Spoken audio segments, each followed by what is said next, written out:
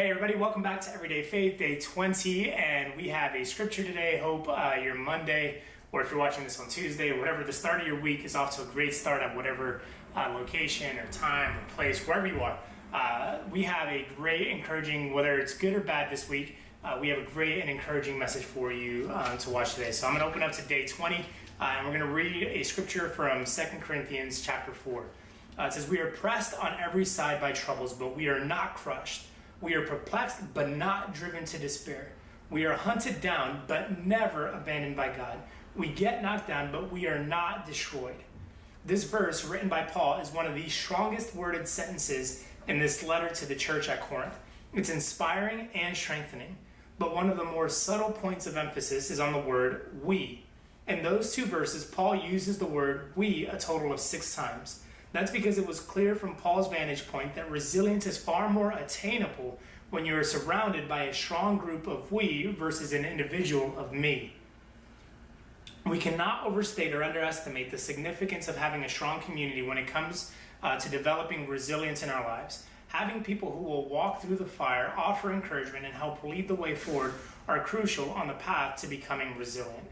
These people can come from your local church, a community group of some sort, a close family member, or elsewhere. So here's the question: who are some people in your life that help you become more resilient? I love this. This is so key because I think, if I'm not mistaken, this is the first time in our whole kind of journey of resilience that we're talking about community.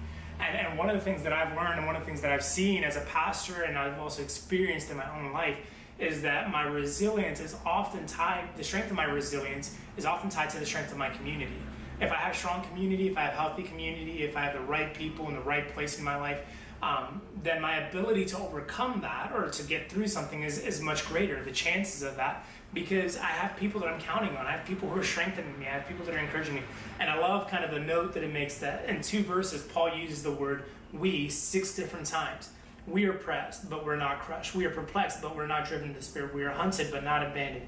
We get knocked down, but we are not destroyed. And the whole idea that this is a community thing, that if one person is struggling, all of us are in there with them fighting. That if one person is succeeding, all of us are a part of contributing to that success. And it poses a real kind of relevant question of who do you have in your life? Because I know a lot of times it's, one of those things that, like we say, we know a lot of people, especially in a world of social media where you could have hundreds of friends and followers or whatever. But then there's sometimes it's difficult to identify 2 or even 3 people who you could count on. That if something were to happen, you could call right in this moment. And maybe that's a great place to start. If you receive some sort of bad news today, and I'm not hoping you will, I'm praying against that. But if you receive a bad report today, you lose your job, someone you love, is like drastically injured in a car accident or something of the sort, you get a bad medical report, who do you call? Who's going to be the people that you go to? Is it going to be at your church? Is it going to be someone, mom's group or a community group that you're a part of? Is it going to be a family member or a set of family members? Who do you contact? And then what I would encourage you to do is identify that community and then take the next step of recruiting them to be on your side. So let's not journey in this. We're on a journey together, and we talk a lot about that at Faithbox, but it's important that you have a community of people that you can go to, that you can trust, that you can count on in your time of need. So take initiative today, identify those people, and build resilience with them. We'll see you guys back here tomorrow morning on Everyday Faith.